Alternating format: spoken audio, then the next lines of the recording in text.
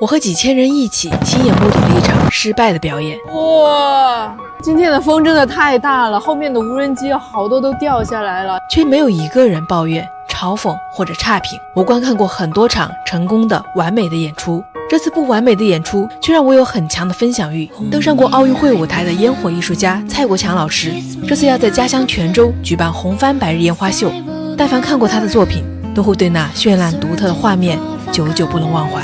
这次能受邀现场观看，我特别期待。我们现在马上出发去追光了。据说啊，这场蔡国强老师的这一场白日烟花的入场券，黑市上被炒到了1万加一张。提前3小时从泉州市区出发，换乘2趟接驳车，接受2次严格安检，才进入了位于泉州港旁的会场。但这场演出从开始前就充满了不确定性。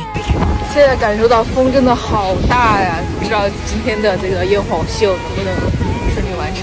进入会场前，我看到了壮观的无人机队列整装待发。在白日烟火秀中，无人机担任着重要角色。当时我并没有想到1个小时之后他们会出现那样的场面。今天的风真的很大呀，高空的话风力有到达6到7级，在这样的风力下，这个无人机还是强行起飞了。寒风中，无人机队列升空，在空中排列出一艘巨轮，乘风破浪，黑白色烟火如同琴键向天空奏响有力的乐章。这震撼的一幕一扫寒风中等待的辛苦。乐章结束，无人机返航。这时意外发生了，好多无人机都掉下来了，这个得损失多少钱啊？目睹了这堪称惨烈的一幕，每个人都不由得担心起了这场演出还能否进行下去。现在真的感觉捏了一把汗。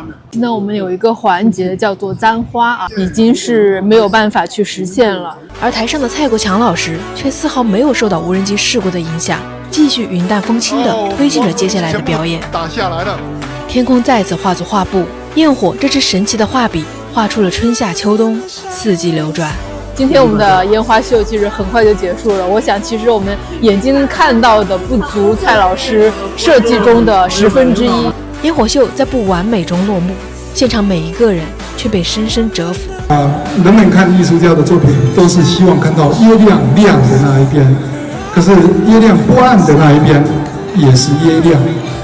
那些地方不是光照它亮的，而是月亮本质的地方，所以不亮的地方恰恰是月亮本身。这场演出有上千名现场观众，几千万名线上直播观众。我们观看的早已不仅仅是烟花的艺术，而是人生的艺术。艺术2字在此刻早已超越了它所呈现出的图像与声音，直抵人生的本质。接受遗憾常在，才会诞生精彩。一场不完美的演出，往往比完美更加深刻。网络上流传福建人求得了妈祖同意，能去到世界上任何地方。事实上，果真如此吗？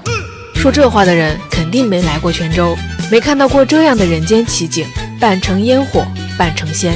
这里的神仙多得数不胜数，他们各司其职，分工明确，甚至在短短1公里的图门街周边，能同时存在佛教、道教、伊斯兰教、基督教等宗教场所。各种不同的信仰在泉州不但不争不抢，反而融洽的还互相串门，这样的奇迹在全世界都十分罕见吧。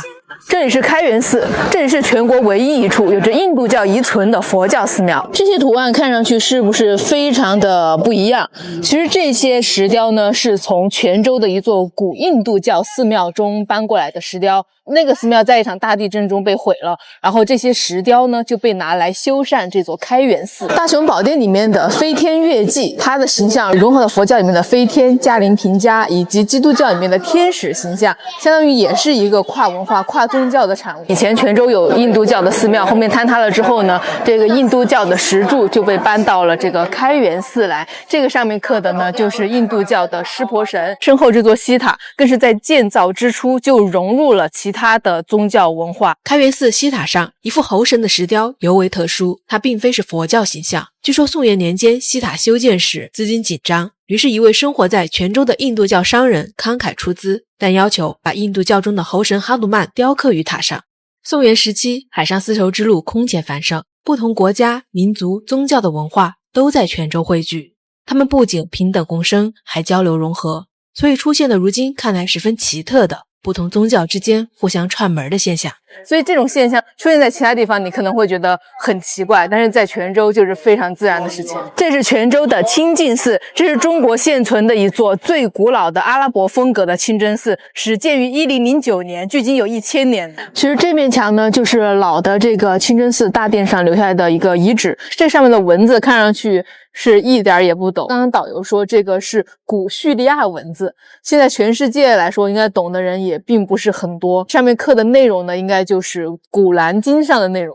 那个时候呢，有大量的阿拉伯商人在泉州经商，所以呢就修建了这一座清真寺。刚刚说了，这座清真寺是中国最古老的阿拉伯风格的清真寺，但是它并不是全部是这个阿拉伯风格的，还是带着非常非常浓郁的本土化特色。看我后面的这一根石柱，这个石柱的底座上的这一圈花纹，这是中式的这个祥云纹。在这个建筑里面呢，还有很多的细节，它其实都是中国本土的审美和这个阿拉伯风格的一个融合。半城烟火半城仙，这泉州真的有那么多神仙吗？来到观月庙，你就会发现半城烟火形容泉州绝非是一种夸张的修辞手法。身后就是整个泉州香火最旺的寺庙观月庙，说观月庙是主财运的，所以不管是泉州人还是游客来了这儿都得来这里拜拜。当你走进这儿的时候，那个香火旺的你连眼睛都睁不开。来泉州怎么能不来天后宫呢？这里面祭拜的就是妈祖，据说在全球有2亿的信众。因为妈祖是咱们福建的本地神，所以在福建人民的心中啊，跟妈祖的关系都是非常非常亲近的，更像是就是邻里相亲的那种感觉。我在这儿看到了这样一个旗帜啊，这下面写的是妈祖回娘家活动，感觉这完全不像是一种就是祭拜的神偶像的那种关系，感觉就是一个相亲，一个老乡啊，他要从遥远的地方要回来的那种感觉。然后我们在天后宫里面呢，还看到了一个就是电子求签的，相当于是一个小的机器，投币2元，然后会有一个电子的仙女帮你进去求签，求完之后他会拿着托盘之后过来帮你把签文给送出来，也是非常的与时俱进。过去古代大家感觉古时候的中国都是比较封闭比较传统的，但是古时候的泉州它真的不封闭，它非常的开放，而且非常的包容。诸神背后是一个包容大气的泉州，海上丝绸之路背后是一个爱拼敢赢的泉州。这份气度沉淀千年，能让每一位游人深觉惊喜与感动。那天我被一个陌生人拦住去路，他甚至随意拿起我脖子上的饰品端详并问价。奇怪的是，这一切并不会让人感到唐突冒犯。不知道大家有没有听说过，在藏区有的时候一颗电线编成的珠子都会被他们当做珠宝一样盘玩，有的时候一颗貌不惊人的珠子可能卖出的价格比黄金还要昂贵。我这人很奇怪，对标准化的饰品不太感冒，对小众的不拘一格的却情有独钟。来到西藏，又怎能不去这光怪陆离的珠子世界里一探究竟呢？这次我带着一位特别的朋友一起探索，他让我这次的旅行有了不一样的体验。豆包，我想在西藏拉萨购买一些藏族特色的饰品，你有推荐的集市或者市场吗？那我推荐你去冲赛康市场，这里是拉萨最古老的集市。来到冲赛康，简直是来到了珠川的海洋。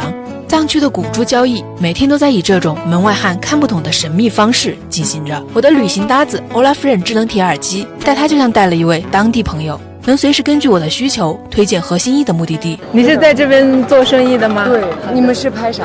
记录一下。这位藏族女孩名叫英措，作为商家，每天她都要在冲赛康市场里从这些中间人手里收货。佛珠卖的是特别多，像百香子呀、紫檀、小叶紫檀呀、凤叶之类的。凤叶的话，1.7左右是相当的贵，70万。佛珠作为藏区人民标配，价格材质选择丰富，藏族人喜欢将各种石头配在佛珠中，每个人搭配出来都呈现了不同的风格，有的素雅，有的活泼，可谓是藏区的私人定制。像我出嫁的话，也会就是满脖子的会去戴珍珠、珊瑚，这种比较重视一点。像我的那个的话，就是爷爷那一辈开始给我们子女类的，我和我妹妹加起来700多万那种。藏族家庭一般都会存款啊或者积蓄拿来给孩子准备这些东西，会啊，普遍都会。能让藏族人花费巨额的家庭财富去拥有的饰品，究竟都是什么样的呢？绿松石、玛瑙、珊瑚、蜜蜡，它们颜色活泼跳跃，也因是佛教七宝，深受藏族同胞喜爱。青藏高原的蓝天白云下，它们具有明艳动人的张力。豆包，蜜蜡的产地在哪些地方呢？波罗的海那一片，像俄罗斯、波兰、乌克兰都有。所以说西藏本身它是不产蜜蜡的，对吧？西藏不产蜜蜡，那儿的蜜蜡都是从别的地方来的。不过在西藏文化里，蜜蜡可重要了。我的旅行搭子 Olafren 智能体耳机嵌入了字节的 AI 大模型，有任何问题只需要唤醒它就能获得答案，即使是刁钻的小众问题也难不倒它。真人化的音色，流畅的对话体验，有了它可以完全的解放双手，沉浸在旅途中。好华丽，也是老的天珠进行镶嵌。对对，配的是珊瑚，然后是金子。一般就是牧区的那个藏族戴的多。像我这种服装的话，戴上这个就觉得特别不搭配上。但是人一下子就是那个华丽起来了，感觉对不对？我们看巴的人特别喜欢戴这种，像我母亲啊这种就特别喜欢。传统的藏族首饰契合传统的藏式审美，个头大，配色鲜艳，华丽隆重。年轻藏族人的审美也在变化，一些改良版的藏饰更看重佩戴轻便日常化。就像 Olafren 耳机，我经常会戴一整天，完全感觉不到它的重量，也不会觉得压耳朵。而且我们就是有了存款就想弄这些，我也是，就懂的话就是收藏的，像我们衣服呀，好看了旧了扔了嘛，对，但这种越老越好，越值钱。对，我以前听说就是在藏区啊，制成天珠可以就是急用钱的时候可以拿去贷款啊或者抵押，这种是不是也有？是可以的。像古代就当铺嘛，当铺，对对对。古时候，由于游牧民族的迁徙特性，藏区人民习惯性的把财产换成方便随身携带的宝石。从千年之前传承至今的制成天珠，无疑是最贵的。天珠对于藏族人来说究竟是怎样的存在？为何愿意为它一掷千金？哇，这一串看上去很华丽啊！1000多万，每一颗都是打落，都是制纯的，然后配的就是老的珊瑚，比较隆重的款式。我们这边的人是把它当成信仰，承载着文化的。OK， 我现在的钱现在留不起来了，我也不敢放在家里，我换一个珠宝带在身上，走到哪里可以带到哪里。你100万绑到身上绑不了。有的人说你那个天珠材料是什么？你这个什么文化？曾经的财富造就了这样一个过程。那我们现在只是这个过程点里面的传承人。解放后，藏区条件改善，老一辈人第一次用上了电器，对电这一神奇的存在心存敬畏与感激，于是短暂的出现了将电线编织成珠子，视作珍宝进行盘玩的历史。青藏高原虽然自古交通闭塞，但在古老的贸易中，将产自全球的宝石汇聚一堂，孕育了独树一帜的珠饰文化。在工业化席卷全球，审美逐渐趋同的今天，藏地里充满生命张力的美好珠饰，让这片土地更加可爱。